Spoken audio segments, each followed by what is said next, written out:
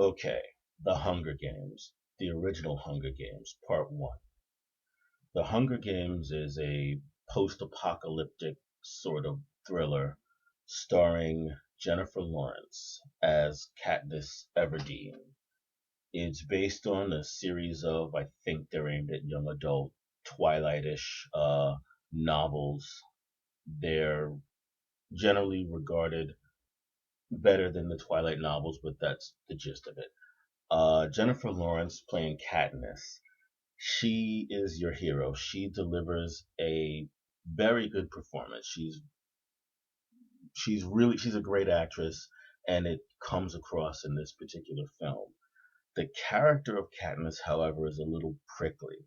Now, she's in a situation that makes her very sympathetic. She's entered into this death match featuring children that she has entered specifically because her little sister was chosen and she didn't want her little sister to die. So she volunteered instead. She's in a sympathetic situation, as I said, but she's not a person that I would actually think of myself as being friends with. She's a bit of a prickly, stoic person. She's not evil, she's not mean, she's not bad, but she's also not the type of person I would hang out with. However, as I said, Jennifer Lawrence gives a great performance. Your villain is Donald Sutherland, who has spent most of the second half of his career playing villains, and he gives a very good understated performance. He's one of the best understated performance actors out there, and he's suitably evil and suitably calm. He's nowhere near a comic book villain, which is always good in these kinds of movies. For mentors, Katniss has several. The standouts are Woody Harrelson, plays a former winner of the Hunger Games, who is now a drunken, almost shell-shocked shell of a man, who he comes a little bit out of his drunken stupor in trying to help Katniss along.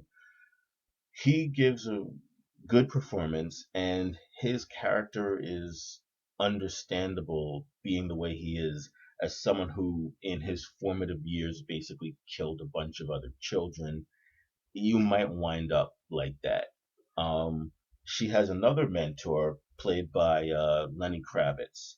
I was impressed by Lenny Kravitz's acting ability. I thought he was gonna suck in this movie. I really did. I thought he was gonna be terrible. He was not. He was actually pretty good. And he was also believable as his character. He's a guy that he's got a job to do. His job, he's essentially a promoter, but he doesn't get into the whole concept of the Hunger Games the way he's supposed to. He knows it's wrong.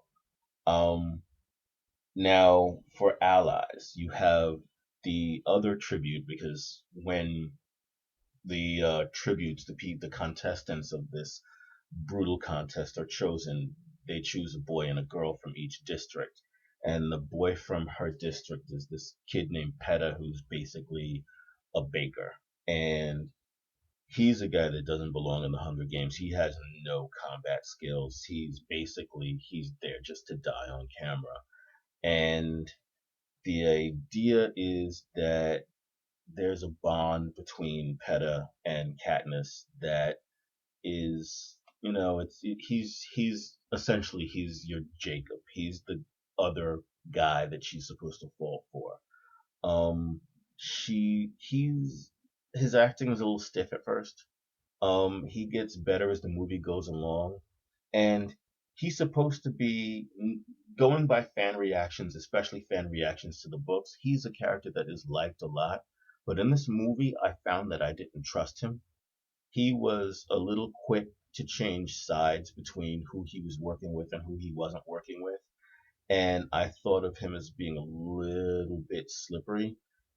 I understand from following the fan reactions, I haven't read the books myself, that you're probably supposed to trust him a little more than I do, but he seemed like a nice enough guy, but it seemed that his survival technique was to be a little bit two-faced. Um, There is another dude, a guy who's not part of the Hunger Games. I don't know his name. I don't remember his name. He's a guy that actually probably could have survived in the Hunger Games, but he wasn't chosen. And he's also there for Katniss to have a bit of a romantic connection to. He came off as a little bit of a dick, but he wasn't two-faced or evil. He was just cocky to the point where it was just annoying. Um, he gave a little bit better performance as well. It might have been a more interesting movie if those two actors were reversed, because while the kid who played Peta looked the part, the guy that played the other dude was more interesting and maybe a little bit better an actor. For enemies, you've got all the other kids. Some of them are some really sick puppies. There's some nasty kids in that troop, and some of the districts are actually training kids to win the Hunger Games, and those kids are sick. Some of the other kids are a little more sympathetic. They are just scared little kids who have been told to fight to the death and are doing so, and they're a little bit sympathetic. It's a mixed bag. Most of the performances by those kids are pretty good. The upside, the movie has a very good plot and it's got some amazing acting in it and decent special effects. The downside, bad camera work. I don't know what the hell they were thinking when they made this movie. You know how the vogue of action movies now is shaky cam everywhere? Yeah, this movie uses shaky cam in scenes that aren't action scenes.